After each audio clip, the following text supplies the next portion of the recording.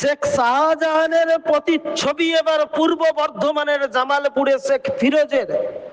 শেখ শাহজাহানের প্রতিচ্ছবি এবার পূর্ব বর্ধমানের জামালপুরে শেখ ফিরোজের। তৃণমূল নেতার অত্যাচারে অতিষ্ঠ গ্রামবাসীরা সন্দেশখালীর ছায়া এবার জামালপুরে।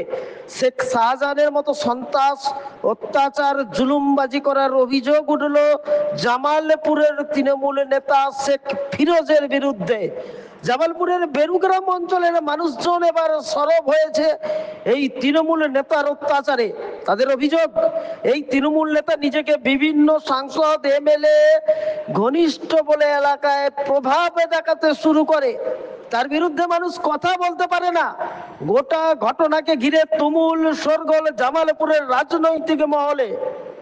তৃণমূল কংগ্রেসের এই প্রভাবশালী নেতার বাড়ি জামালপুরের বেরুগ্রাম এলাকার চখনজাতি গ্রামে।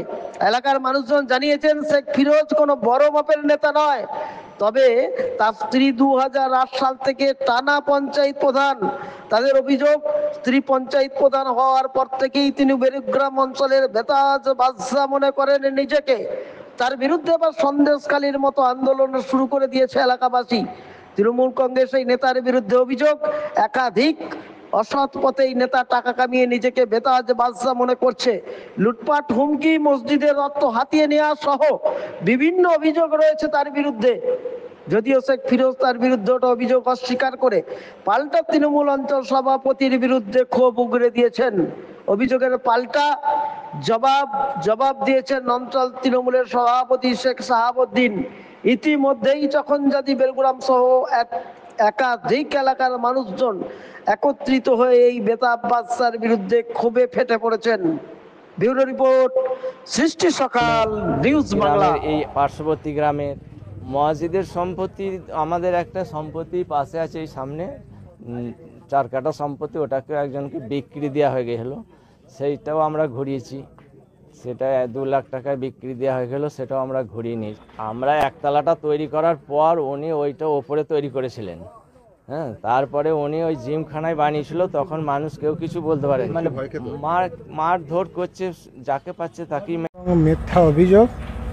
আমার যে বেরুগ্রামে অঞ্চল সভাপতি শাহাবুদ্দিন শেখ ওরফে দানি, উনি একটি বাড়ি করেছেন বেআইনি জায়গায়, এবং ওখানেই মানে ম্যাপভুক্ত রাস্তার ওপরে বাড়িটা আছে, শম্ভপুর চক্ষনজাতি বর্ডারে বাড়িটি, এবং ওখানে বেশ কিছু লোককে পয়সা নিয়ে বসিয়েছে।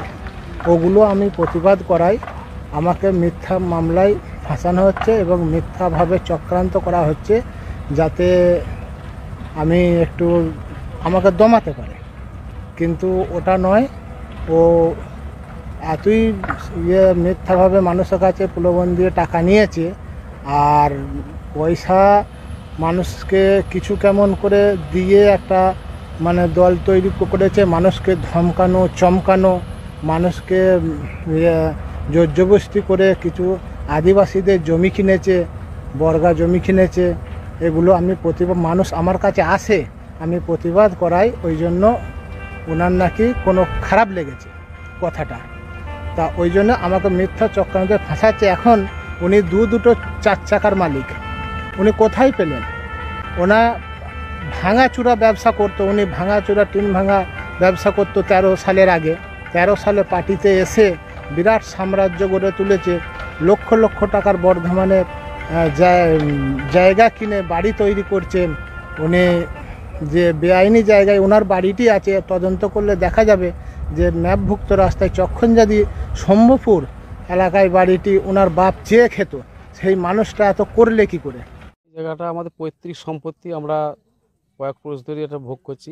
আমাদের বাড়ি চক্ষনজাতি, এবং এখানে কিছু বাঁশ গাছ লাগানো ছিল, আর কিছু নতুন করে লাগিয়েছিলাম, এবং সেই লাগানোর পরেতেও ওই বাঁশ গাছগুলো কেটে উড়িয়ে দিয়ে শেখ ফিরোজ, সে ওই প্রধানের স্বামী, জোর দখল করে নিল। এর আগে কিছুদিন বালিও রাখছিল, বালির ব্যবসা করতো, 2 নম্বরই বালির ব্যবসা। তারপরে এই জায়গাটাতে আমরা বালি রাখতো, লুকিয়ে বিক্রি করতে চেষ্টা করলে মেরে ফেলবে, সেরকম হুমকি দিয়েছিল। কোনো কিছু মারামার উপায় থাকেনি। তৃণমূলের রাজত্বে গোটা বাংলায় এখন সন্দেশখালী রূপ নিয়েছে। জামালপুরের বেরুগ্রাম অঞ্চলকে সন্দেশখালী বানানোর কারিগর একমাত্র ফিরোজ নন, এর পিছনে বেরুগ্রাম অঞ্চলের তৃণমূল কংগ্রেসের সভাপতি দানি, ব্লক সভাপতি মেহমুদ খান সহ অন্যান্য কার্যকর্তারাও সমান দায়ী। আজ থেকে বেশ কয়েক বছর আগে 2022-এর আগস্ট মাসে ওই ব্লকের কিছু জনপ্রতিনিধি তারা পুলিশ সুপার এবং মমতা ব্যানার্জিকে লিখিতভাবে অভিযোগ জানিয়েছিলেন। সেই সময় যদি প্রশাসনের পক্ষ থেকে এদের বিরুদ্ধে ব্যবস্থা নিত, তাহলে আজকে জামালপুরে বেরুগ্রাম অঞ্চল সন্দেশখালী রূপ নিত না। ঘটনাটা ঠিক জানি না, আমি খবর নিয়ে দেখবো, যদি সত্যি হয় তাহলে দল নিঃসন্দেহে ব্যবস্থা নেবে।